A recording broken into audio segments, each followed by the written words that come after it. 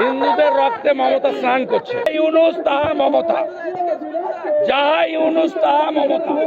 জামাত জামাত একই জামাত। সিদ্দিকুল্লাহ চৌধুরী এখনো অ্যারেস্ট হয়নি কেন? 15 মিনিটে কলকাতা টাইট দিবে। সিদ্দিকুল্লাহকে বলছে সাহস থাকলে করে দেখান। যেখানে হিন্দুরা সংখ্যাগরিষ্ঠ, প্রতিরোধ করুন, প্রতিবাদ করুন, প্রতিশোধ নিন। বাঙালি হিন্দুরা কোথায় যাবে? বাঙালি হিন্দুরা কোথায় যাবে? বাঙালি হিন্দুরা কোথায় যাবে? তাদের জায়গা কোথায়? বাঙালি হিন্দুরা এখানেই থাকবে। লড়াই কে করবে? লড়াই করতে হবে তো। নরেন্দ্র মোদী করবে, আমরা করব। আপনারা করবেন। Yes, রাষ্ট্রপতি শাসনে ভোট হবে। রাষ্ট্রপতি শাসন ছাড়া পশ্চিম বাংলায় সকলের ভোটে অংশগ্রহণ সুনিশ্চিত হতে পারে না। প্রমাণ হয়ে গেছে, ফারাক্কা শামসারগঞ্জ প্রমাণ হয়ে গেছে।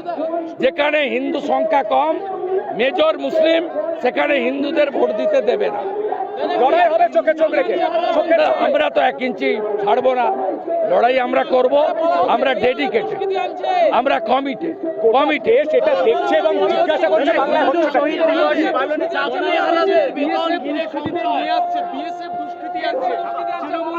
Anti national.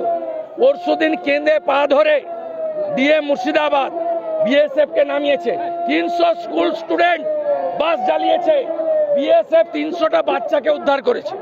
300 বাচ্চাকে পা ধরে নামিয়েছে। কাল সকালে যখন বিএসএফ কে বলেছে ডিএম মমতার চাপে তোমরা ব্যারাকে ফিরে যাও, অর্ডার ছাড়া কোথাও থাকবে না, আমি তখনই বাধ্য হয়েছি চেন্নাইতে থাকা অনারেবল চিফ জাস্টিসের কাছে প্রেয়ার করতে যে স্যার প্লিজ সেভ হিন্দু।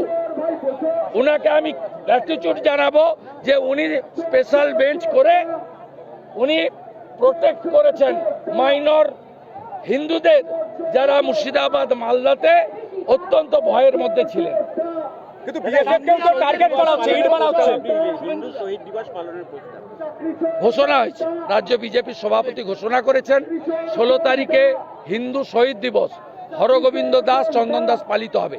শহীদ বেদি বানান, বুকে কালো ব্যাজ রাখুন, মোমবাতি জ্বালান, প্রদীপ জ্বালান, নীরবতা পালন করুন, কালো পতাকা নিয়ে মিছিল করুন, প্রেয়ার করুন, গীতা পাঠ করুন, তাদের আত্মার শান্তি কামনা করুন, তাদের রক্তে শপথ নিন।